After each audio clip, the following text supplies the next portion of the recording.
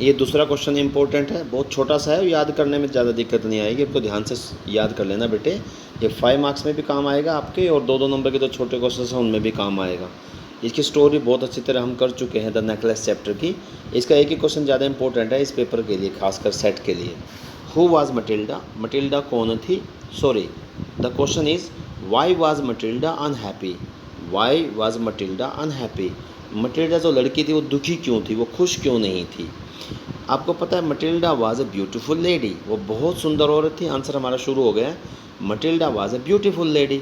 She was born in a poor family, उसका जन्म एक गरीब परिवार में हुआ बच्चों। शी, वह, ऑलवेज ड्रैम्प्ट, ये सपना देखना होता है बेटे, ड्रीम, हमेशा वो सपनों की दुनिया में ही रहती थी। वो अपने हैसियत के हिसाब से कभी सपने देखती ही नहीं थी। उसको लगता था कि मैं तो हर सुख संपदा, हर ऐशो आराम के लिए बनी हूँ।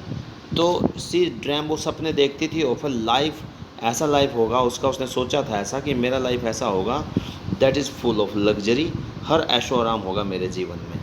But she was married to a poor clerk, लेकिन उसकी शादी होगी गरीब क्लर्क से। जैसे जन्म भी उसका पुअर फैमिली में हुआ था और उसकी शादी भी पुअर क्लर्क के साथ हो गई, तो वो और ज़्यादा दुखी हो गई।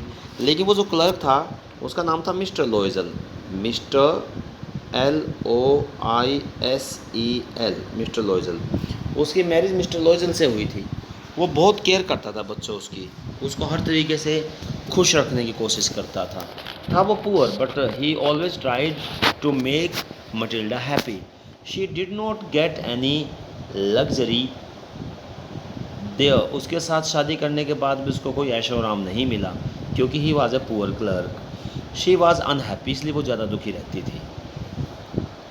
Her husband was a simple man, उसका पति बहुत सिंपल मैन था बच्चों, बहुत मेहनत करता था और मटिल्डा के लिए हर खुशी लाना चाहता था।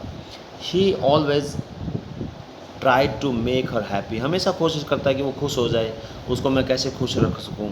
आपको पता भी है जितने भी पैसे थे उसने अपने सेव कर रखे थे, बचा कर रखे थे अपने फ्यूचर के लिए, सब खर्च कर देता अपनी पत्नी को खुश रखने के चक्कर में।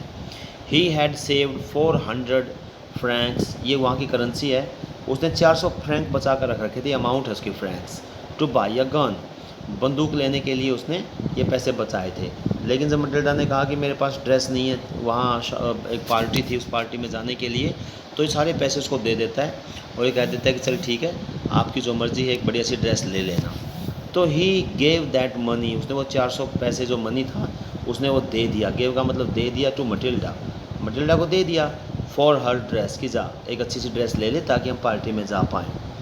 When she lost the necklace, अच्छा उसके बाद फिर नेकलेस की कहानी आपको सबको पता है। जब उसका नेकलेस खो जाता है रास्ते में या कहीं पार्टी में, ही हैड टू पे 36,000, उसको बेचारे को 36,000 फ्रैंक्स खर्च करने पड़ते हैं उस नेकलेस को ख़रीदने में। और जहाँ से लेकर आया था वो लेकर आई थी उसकी वाइफ, उसको वापस करने में, नया नेकलेस लेके उसने वापस किया उसको, इतना ईमानदार मेहनती आदमी था वो।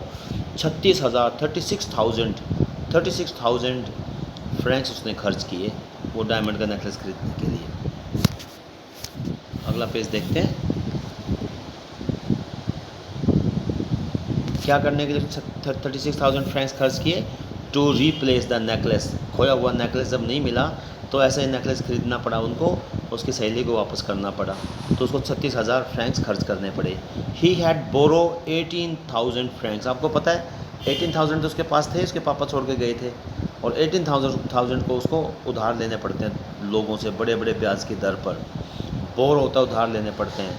18,000 फ्रैंक्स, दिस डेट, डेट का मैंने बताया था आपको, मतलब कर्ज होता है, DEBT, डेट, ये लिखा हुआ है यहाँ पे वर्ड।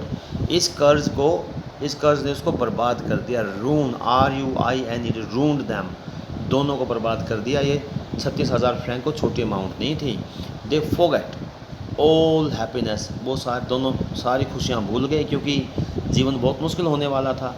लेकिन बाद में ये जो मटिल्डा थी सच्चाई को पहचान गई थी, उसने खूब मेहनत करी अपने पति के साथ मिलके, और जितना भी कर्जा उनके ऊपर चढ़ा हुआ था सारा उतार दिया था इन्होंने।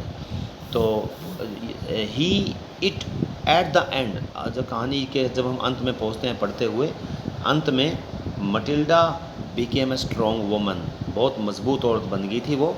उसको पता था कि जो मेरे सपने थे वो सब झूठे थे, मुझे अपनी हैसियत के हिसाब से ही काम करना चाहिए था। तो अंत में बड़ी मेहनत करी इसने, बड़ी हार्ड वर्क करती रही, घर के सारे काम करने लग गई थी, ये नौकरों को भेज दिया था इसने। तो she became a strong woman at the end of the story.